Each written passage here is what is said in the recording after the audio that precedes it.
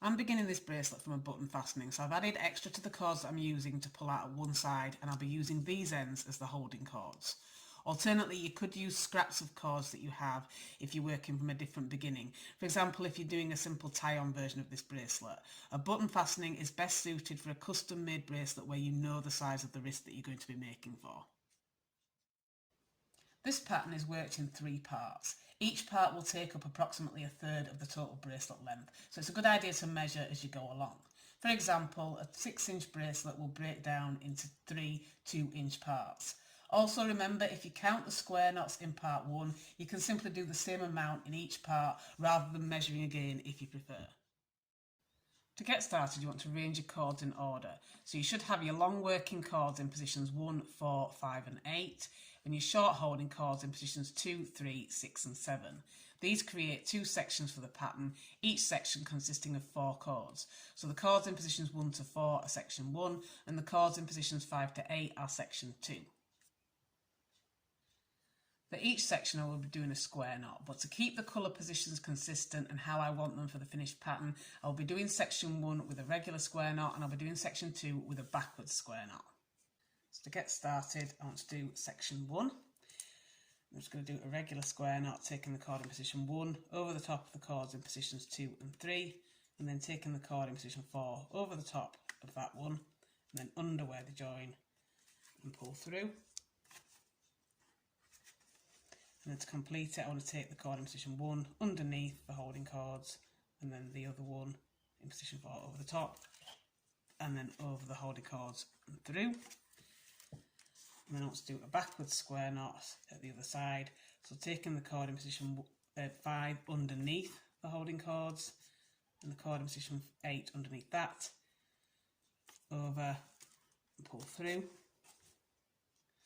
And then to complete, I'm going to go over the top with cord in position 5, cord 8 over the top there, then under where the join, and then pull through. And for the first part of the bracelet, I'm going to keep repeating these square knots all the way down, well, until the first third is done. But before I do that, I want to switch the cords in the positions 4 and 5. So you can switch whichever way you want, as you usually do, but whichever way you switch the first time, always switch that way as you go down the bracelet. So I'm going to take the cord in position 4 over the top of the cord in position 5, and then I'm going to work the square knot again. So again, for section 1, I'm just going to do a regular square knot.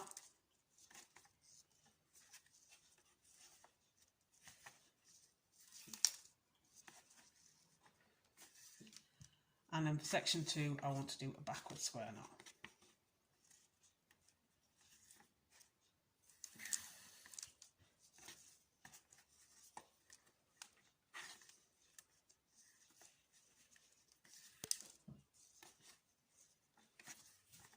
And then again, like I did before, I want to switch the positions of the cords in position 4 and 5.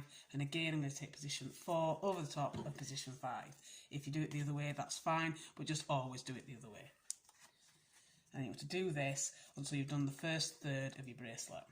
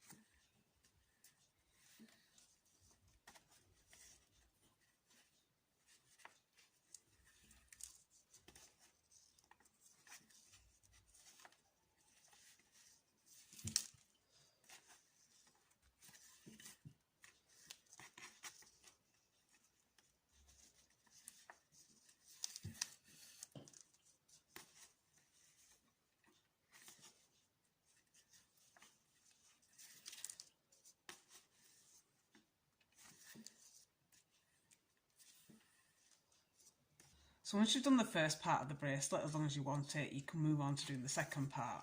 So for the second part, it's a simple case of doing your square knots as you have been doing, but this time you won't be doing the joins in the centre. So I'm just going to do section 1 as I've been doing with regular square knots. And I want to do the same amount of square knots for this section as I did for the first one, but this time, as I say, I'm not going to be joining them in the centre. So you can do all the square knots all the way down for your second part for this bit, and then do the same for section 2.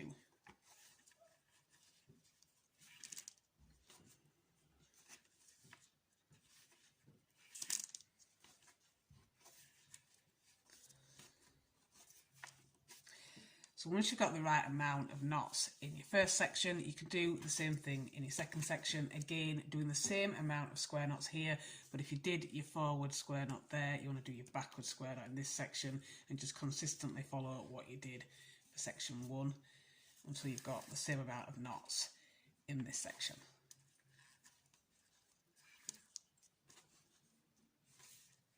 So once you've done part 2, you should have something that looks like this, and then you can move on to part 3. But before I do part 3, I'm going to switch the sections in the middle with each other twice. So because I took cords 4 and 5 over the top of each other with the cord on the left going over the cord on the right, I'm going to do the same thing with these 2 sections. So I'm going to take the section in section 1 and go over the top of section 2, and then I'm going to go again over the top with section 1 back into position that it was originally in. And then once you've done that, you've got your twist in the centre, and you can rearrange your cord at the bottom of the board if you're using one like I am. So once you've done that, you should have your twist in the centre and your cords back in their original position, and then you can continue your knotting sequence like you did in section 1. So I'm going to take the cord in position 4 and 5 and again switch these with each other. And then I'm going to do my square knot in section 1 as normal.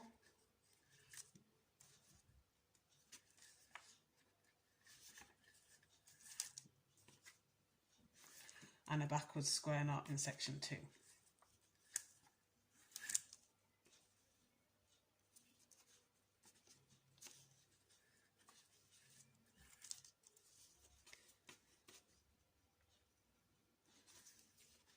And again, you want to make this the same length as the rest of the bracelet, so however many knots you did for parts 1 and 2, you want to do the same amounts in part 3.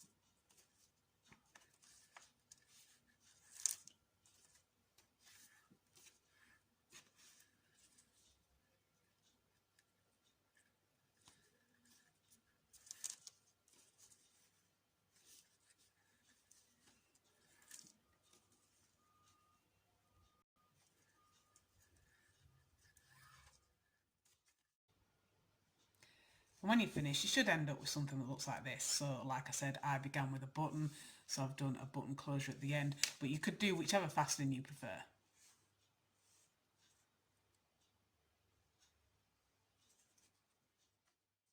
And that is your completed macrame bracelet.